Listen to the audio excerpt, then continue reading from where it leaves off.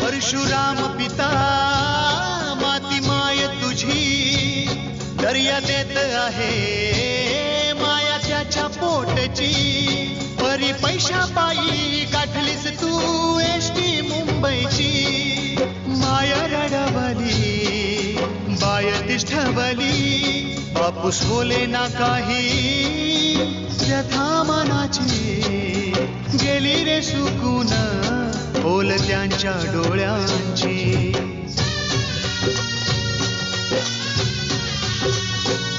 नांदी बदलाची साध कोकणची भरतू दे तुझी पाऊले पुन्हा बरकतीची माती कोकणची नाती जन्माची माती कोकणची नाती जन्माची. ज्या माणसाने आयुष्य इतरांची मदत करण्यासाठी घालवलं तेच लोक आज यांना लाचखोर म्हणून हिणवतात. काय चुकलं त्यांचं सांगा ना. खरा सच्चा माणूस असणं की सरकारी अधिकारी असणं.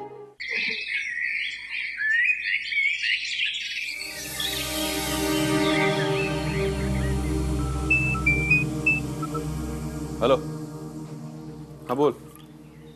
तुला कुठे मिळाली ही बातमी? नाही पण पेपरात तसं काय आलं नाही. हो का? सगळे एकाच माळेचे मणी. ठीक आहे, तुला काय कळलं तर कळव मला. अण्णा, आत्ता लक्षात येते सगळं माझ्या. काय लक्षात काय आलंय? कोणाचा फोन होता? हो, कदम साहेबांमुळे तहसीलदार कार्यालयात माझं येणं जाणं होतं ना, त्यामुळे तिकडचा एक पिऊन माझा मित्र झाला होता. तोही प्रामाणिक, त्यामुळे साहेबांची त्याची जवळीक होती. त्याचाच फोन होता आता. नवीन साहेबांनी खुर्चीवर बूट टेकवताच पहिली ऑर्डर वाळू उपसा पुन्हा सुरू केली आहे. काय? अरे कसं शक्य आहे?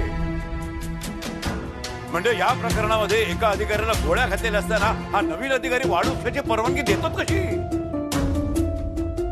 कोण आहे? याची भेट घ्यायलाच हवी. त्याची भेट तर घेऊ जाणं, पण तुमच्या लक्षात येतंय का त्या दिवशी हे सगळं अचानक नाही झालं. हा त्यांचा प्लॅन होता.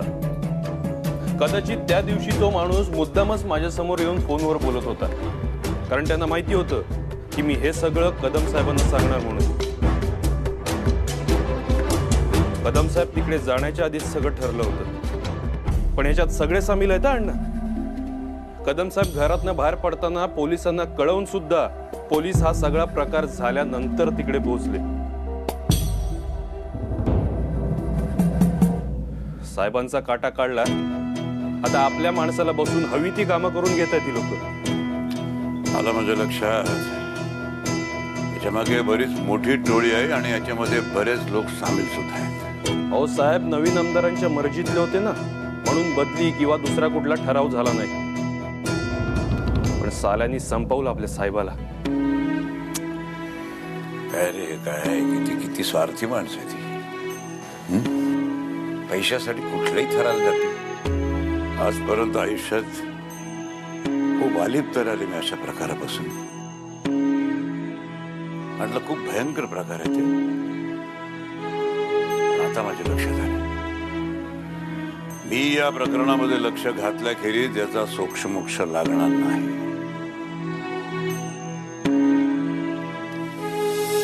एखादा माणूस जाण्याने त्याच्या घरावरती काय परिणाम होतात याच्याशी देणं घेणं सुद्धा नसते लोकांना. हो ना अण्णा.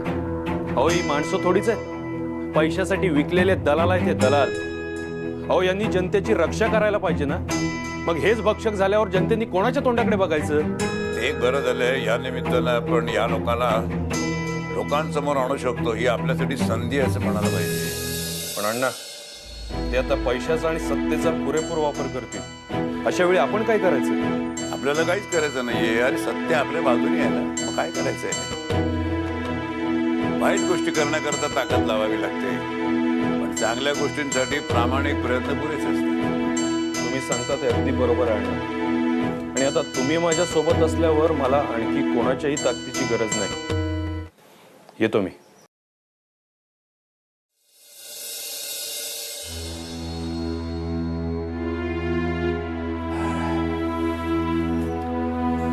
अरे देवा, अरे देवा.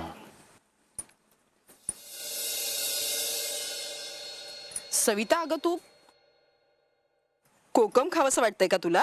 आई हो, आंबट खावंसं वाटलं म्हणून.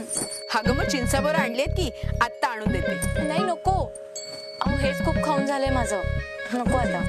हा ग, चिंचाबर आणलेत कोणासाठी? आत्ता आणून देते, थांब.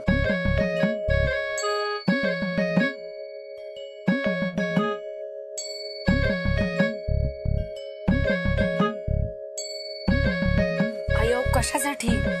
आणि हे बघ, हेही जास्त खाऊ नकोस हा. जास्त आंबट खाणंही बरं नाही. आणि आणखीन काय खावंसं वाटतंय सांग बरं मला. सांगितलं तर तुम्ही हसाल. अगं नाही हसणार. कुणाला कसले डोहायला लागतील काही सांगता यायचं नाही.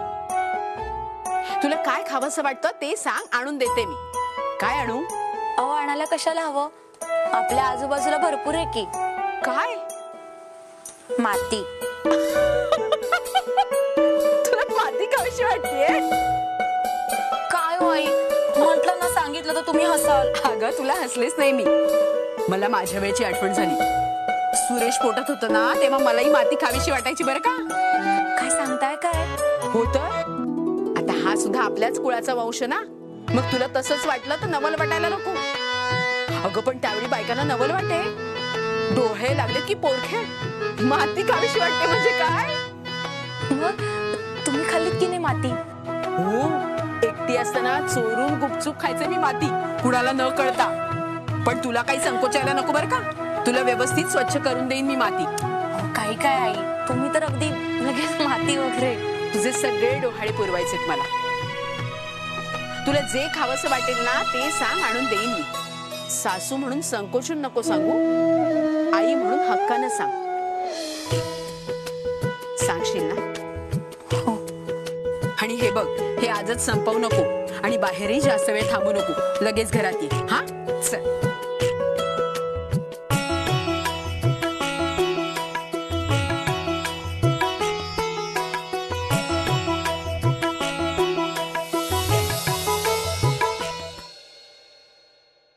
अण्णा, ओ आहात का घरात? पाहुण्यांना घेऊन आलोय. अरे अरे वा वा वा वा वा वा वा, आलात का? हा, या या या. अरे विलास, काय कसा काय झाला प्रवास? व्यवस्थित अण्णा. अहो जशी जशी रेल्वे कोकणात येत होती ना, ते बाहेरचं सौंदर्य पाहून नातू अगदी हरपून गेला बघा माझा. मी पण पहिल्यांदाच आलोय या भागात. अण्णा तुम्हाला सांगतो, अहो ईश्वरानं सगळ्यात सुंदर भूमी जर कोणती निर्माण केली असेल तर ही. काय भरभरून दिले हो निसर्गानं कोकणाला. अरे बाबा, सौंदर्य हीच तर ओळख आहे ना कोकणाची सगळ्या महाराष्ट्रामध्ये. बरं अण्णा, तुम्ही सगळे बसा, मी चहा टाकतो सगळ्यांसाठी. हा, तुम्ही कशाले व्या करते की चहा? अहो असं कसं, पाहुणे आहात तुम्ही आमचे, आणि तसंही मला सवय आहे याची. अण्णा सांगा ना हो यांना. कर कर, तू चहा कर. करू दे ग त्याला चहा, करू दे. तू आहेसच ना, नंतर करशील तू. जा जा, चंदू स्पेशल चहा कर जा.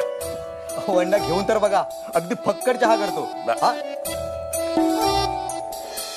घ्या घ्या घ्या. जरासा दमला असाल, जरा पाणी बिणी घ्या. बसा बस बस बस रे बाळा. अण्णा, हा चंदू कोण? अरे पोरच आहेत माझी सगळी, म्हणजे रक्ताची नाही पण रक्ताच्या नात्यापेक्षा जास्त जवळची. स्वतःच घर समजतात, येतात, वावरतात. म्हणजे इथल्या बाहेरील सुंदरतेसारखी इथली माणसं आतून सुद्धा तितकीच सुंदर आहे म्हणायचं की. हा, अरे बाबा, इथल्या माणसाने आणि इथल्या मातीने म्हणूनच मला घट्ट रोवून ठेवलाय ना. ते पाहिलं. अगदी स्टेशन पासून इथवर येईपर्यंत ह्या गावचा सगळा इतिहास, भूगोल, नागरिक शास्त्र सगळं सगळं कळालं. सांगितलं का सगळं त्यांनी? ठीक आहे. बरं तुम्ही जरा हातपाय वगैरे धुवून घ्या आतमध्ये. मला सांग.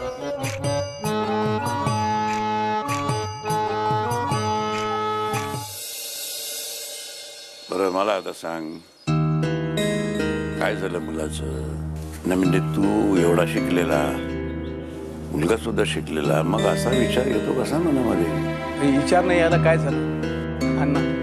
खायला 2 घास मिळेना, तर प्यायला पाणी मिळेना, त्यात बायका पोरांची हाल. ज्या जनावरांना वर्षापासून जीव लावलं त्यांचे सुद्धा हाल. त्याच जनावरांनी हांबरडा फोडला की पोरगा आतून तीळ तुटायचं अण्णा.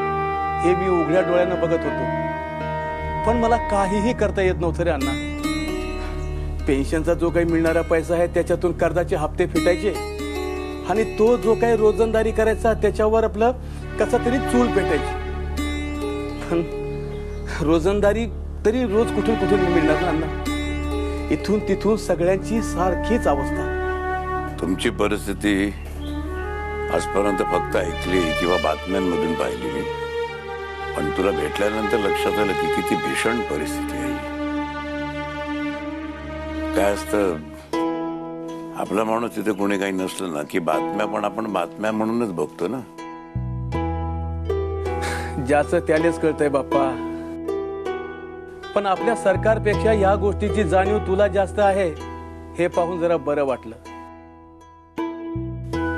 एकुलता एक पोरगा, ज्याला तळ हाताच्या फोडाप्रमाणे जपलं, लहानचं मोठं केलं, आणि एक दिवस सगळं त्याच्या स्वाधीन करून निघायची तयारी करायची, त्या आधीच पोट्यानं स्वतःचा नंबर लावून घेतला. पोटचा पोरगा गेल्याचं दुःख काय असतं हे सांगून नाही कळणार आहे ना कुणाला.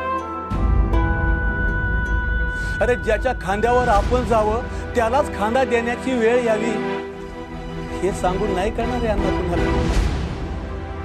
अण्णा, आपण अशी दुसऱ्याची पोर आणायची आणि पोरग तिला असं एकट्यानं सोडून गेला. आता पोटचं पोरग गेलं याचं दुःख करायचं की त्या पोरीनं आपला नवरा गमावला म्हणून राग व्यक्त करायचा?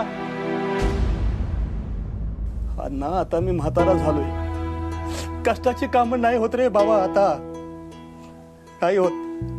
रोजचा दिवस एक नवीन सवाल घेऊन उगायचा, जगावं की मरावं, महत्वाचा सवाल. सगळ्या प्रश्नांची उत्तर इथे मिळतील तुला आपोआप. जर तू पण दमल्यास, प्रवासावर आल्यास, हातपाय धु, चहा घेऊन मग बोलू.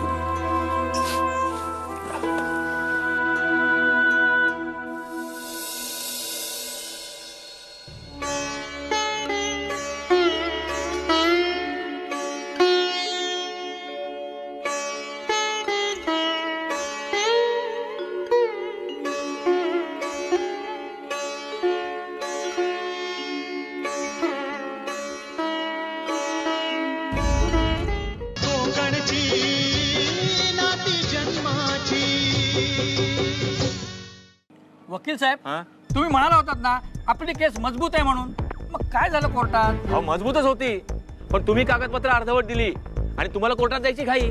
अहो, तुम्ही म्हणालात ना डेट पुढची घ्या म्हणून, आणि डेट बदलून मिळणार नाही कोर्टाकडनं म्हणून. मग मुद्दा काय होता? मुद्दा हा होता की कागदपत्र अर्धवट होती म्हणून गोंधळ झाला, आणि तुम्ही मला सांगितलं नाहीत कागदपत्र अर्धवट आहेत म्हणून. अहो, 4 दिवसात कशी काय कागदपत्र गोळा करणार? अहो, 4 महिने लागतात एक एक कागद गोळा करायला, आणि 4 दिवसात सगळे कागदपत्र? अहो, कठीण आहे सगळं. मग मला सांगायचं नाही का? आणि तुम्ही माझ्यावरच आरोप करताय. अहो, मी तुमच्यावर आरोप करत नाही, पण ही डेट शेवटी वायाच गेली ना. म्हणजे काय, तुम्हाला एकाच तारखेत सगळा निकाल हवा होता का काय? हा, म्हणजे अजून किती दिवस लागणार आहेत? अहो, असं काय करताय आप्पासाहेब? अहो, गावातल्या इतर केसेस बघितल्या नाहीत का? चालू आहेत अजून वर्षानुवर्ष. वर्षानुवर्ष? हा. अहो, मी फक्त तुम्हाला उदाहरण म्हणून दिलं की आपल्या केसचा निकाल लवकर लागेल, एक 2, 4, 5, 6 महिन्यात. आणि हे बघा, पुढच्या वेळी येताना सगळी कागदपत्र आणा. आणि हो, पुढच्या आठवड्यात आपली तारीख आहे. हा, पुढच्या आठवड्यात? हो. अहो, एवढं लवकर नको, सगळं जुळवणं कठीण होऊन बसेल.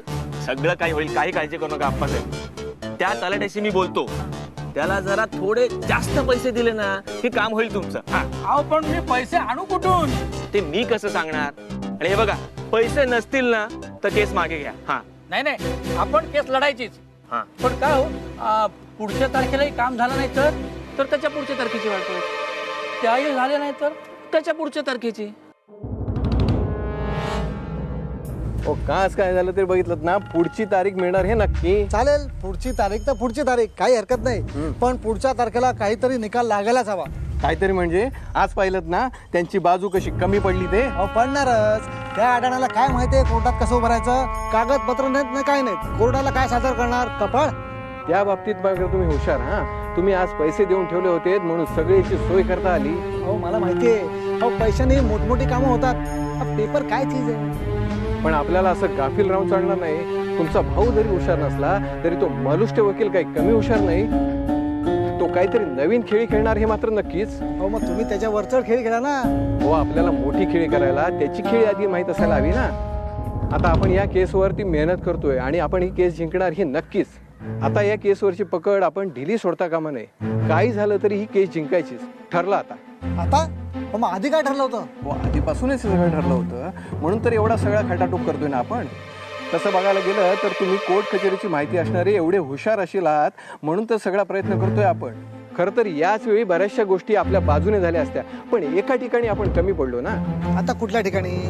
ती वीर त्याच्या हद्दीत आहे ना. खरं तर वाटण्याच्या वेळी तुम्ही नडला असता तर ती वीर आपल्या हद्दीत आली असती. पण रितसर वाटण्या झाल्यानंतर आता ती वीर त्याच्या हद्दीत लागते आणि या एका गोष्टीचं तो मलुष्ट वकील भांडवल करतोय. हो पण हे तुम्हाला पहिल्यांदाच सांगितलं होतं. अहो आणि यासाठीच तर आपण कोर्टात गेलोय. हे सगळं मान्य आहे, पण त्याच्यावरती काहीतरी तोडगा शोधावा लागेल आपल्याला. कोर्टात त्याने तुम्हाला विचारलं तर वाटण्या झाल्या त्यावेळेला काय झोपा काढत होता तर काय उत्तर देणार तुम्ही. अहो तेव्हा मी मोठा भाऊ म्हणून जरा भावनांच्या आहारी गेलो. आता आता आता बघा ना वकील साहेब, तुम्हीच काहीतरी मार्ग काढा यातून. एखादा साक्षीदार उभा करायला हवा. नुसता विचार कसला करताय, करा एखादा उभा साक्षीदार. कोणाला उभा करू, रस्त्यावरून पकडू आणू की स्वतः उभा राहू. हे बघा आपल्याला माणूस पेरावा लागेल आणि त्याच्यासाठी आणखी पैसे लागतील. आता हे माझ्याकडे आहेत ना तेवढे पैसे घ्या. आता ह्याच्या पुढे पैशाचा बंदोबस्त करणं कठीण आहे. आणि काय हो, आता परत तारखेवर तारीख पडली तर काय हो. अहो आप्पासाहेब, पैसे गेलेले परत मिळू शकतील, पण तुमचा गेलेला मान सन्मान परत मिळणार आहे का. आणि तोही लहान भावाकडनं पराभव सहन होईल का तुम्हाला. अरे पण पैसे काय झाडाला लागतात का. अहो नसतील लागत झाडाला, पण इतरही तुमच्याकडे मार्ग आहेत की. कुठले मार्ग. असं काय करताय आप्पासाहेब, तुमच्या वाटणीला 5-7 एकर जमीन आलेली आहे. अहो ती कधी कामाला यायची. म्हणजे जमीन विकायची म्हणता. सगळी नका विकू, एक 2-4 गुंठे विकायची. तुम्ही म्हणता ना ते पण बरोबरच आहे. नाही तर एवढे लवकर पैसे जमवायचे म्हणजे जमीनच विकायला लागेल. पण वाड वडिलांची जमीन ती कशी विकाय. वाड वडिलांनी ठीक आहे, पण आता तुमचा अधिकार आहेच की त्याच्यावर. आणि हे बघा, आता तुम्ही जास्त विचार करू नका. विचार करू नका म्हणजे काय. अहो मला मुलाबाळांचा विचार तर केलाच पाहिजे ना. अहो मी काही करत नाही, वाडवडिलांनी जे ठेवलंय त्याच्यावरच गुजराण करतोय. मग पुढे मागे माझ्या मुलांना शिक्षणासाठी उद्योगधंद्यासाठी काही लागलं तरी जमीनच कामाला येईल ना. माझ्याकडे काही शिल्लक नाही त्या बाप्पासारखी बँकेत. मग तुमच्याकडे दुसरा उपाय आहे आणि तोही शेवटचा. जमीन विकणं सोडून दुसरा कुठला उपाय असेल ना तर तो सांगा. मग केस मागे घ्या आणि त्याला त्याची विहीर देऊन टाका. नाही नाही, केस मागे घ्यायची नाही, केस आपण जिंकायची. मग जमीन आपण विकायची. हे बघा, 2-4 गुंठे विकलेले परत मिळवू शकाल. अहो विहीर जर का गेली ना तर त्याबरोबर तुमचा मान सन्मान पण जाणार आहे. कळते का तुम्हाला. आणि तुमच्याकडे बाप्पासारखी एवढी पण नाहीये बँकेत. वकील साहेब, मी माझ्या मुलीच्या लग्नासाठी केलेली एवढी मोडतोय. हा म्हणजे आता पुढे मला थोडंसं जड जाईल, पण ठीक आहे. माझ्यासमोर आता दुसरा काही पर्याय शिल्लक नाहीये. काही अवघड जात नाही. अजून लहान आहे ती, मोठी झाली की स्वतःच्या लग्नासाठी स्वतःच पैसा उभा करेल ती. बघाच तुम्ही. मग कन्यादान कोण तुम्ही करणार वाटतं. अहो बाप म्हणून कन्यादान करायला माझी काय जबाबदारी आहे की नाही. उद्या तिने मला विचारलं की भावाच्या शिक्षणासाठी एवढी तरतूद केली, माझ्या लग्नासाठी काय केलं, तर सांगा ना साहेब, मी तिला काय उत्तर देणार.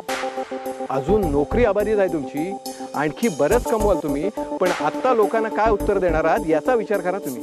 वकील साहेब, मी लोकांसाठी नाही, मी माझ्या स्वतःच्या हक्कासाठी लढतोय. पण ही केस तुमच्या आता इज्जतीचा प्रश्न होऊन बसते.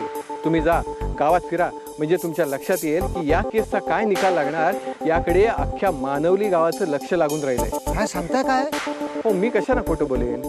मी काय गावात गेलो नाही, पण जे कानावर आलं ते तुम्हाला सांगितलं. अहो, गेलेला पैसा परत मिळेल, पण तुमची मान आणि प्रतिष्ठा परत मिळणार नाही. माती कोकणची नाती जन्माची. अहो, गेलेला पैसा परत मिळेल, पण तुमची मान आणि प्रतिष्ठा परत मिळणार नाही.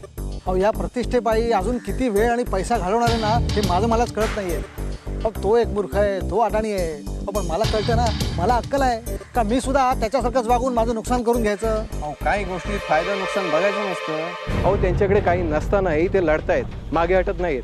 पण तुमच्याकडे सगळं असूनही तुम्ही मात्र हत्यार टाकायला निघाले. अहो, मी हत्यारं टाकलेलं नाहीये, मी फक्त व्यवहाराचं बोलतोय. माझा एक मुद्दा लक्षात येत नाहीये, तो हे सगळे पैसे उभे कुठून करतोय? काही विकत तर नसेल ना? अहो, विकत असेल तर विकू द्या, तुमचं काय जातंय? उलट तोच रस्त्यावर येईल आणि वैतागून एके दिवशी वीर तुमच्या नावाने करेल. अहो, त्याच्याकडचे पैसे संपले की लागलाच ना निकाल आपल्या बाजूने. बघाच, वीर आपोआप आपल्या नावाने होईल. तसं झालं तर चांगलंच आहे म्हणा. अहो, अजून 2 तारखानंतर त्याच्या नाकी नऊ येतं की नाही बघा. तेवढे माझे फीचे पैसे अकाउंटला जमा होतील, काळजी करू नका. नाही, तसा विश्वास आहे तुमच्यावर, पण कसं आहे, वेळेवर जमा करा म्हणजे झालं. काय आहे, नवीन साक्षीदार शोधायला हवा. करतो म्हणलं ना एकदा, करतो.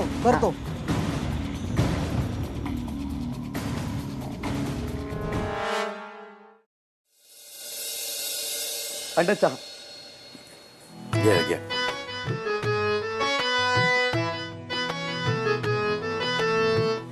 अरे चंदू, तू घे ना चहा. नाही, आधी तुम्ही घ्या आणि मला सांगा कसा झाला. बाई माणसाला लाजवेल असा चहा झालाय. खरं सांगून राहिले मी. खरंच चांगला झाला चहा. खरंच चांगला चहा झालाय. हे बघ श्रीरंग, मी काय म्हणतो, या पोराला आता आपण इथल्याच कुठल्या तरी शाळेमध्ये पाठवू. हा, म्हणलं आता तुम्ही इथे राहणारच आहात, तर मग त्याचं शिक्षण वाया झालं नको ना. शिवाय तुम्ही दिवसभर कामात असणार, घरात एकट्याला करमणार नाही. शिवाय त्याच्या भविष्याचं आपण कशाला नुकसान करायचं. अहो, शिकला काय आणि नाही शिकला काय, शेती करताना जीव द्यायची वेळ येते समजा. हीच परिस्थिती आणि वेळ बदलण्यासाठी तर मी तुम्हाला इकडे बोलवलंय.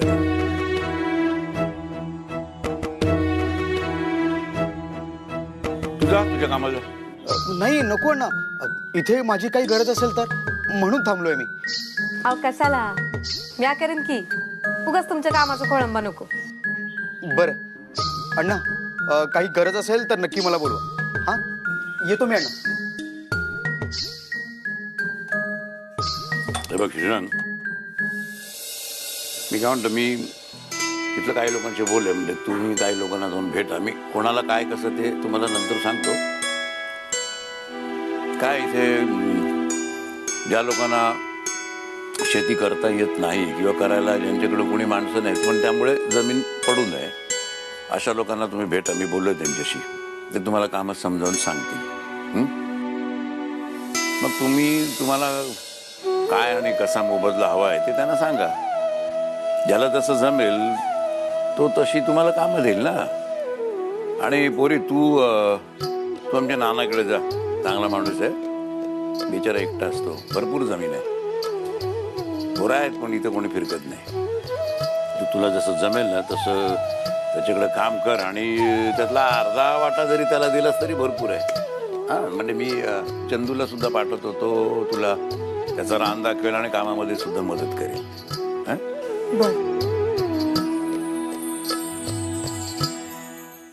काम द्यायला माणसं कुठे आतुर असतील तर ती कोकणात. आमच्याकडे तर कामच नाही, काय करतील माणसं. आणि इथे काम आहे, पण आमची पोरं आमच्या जवळ नाहीत.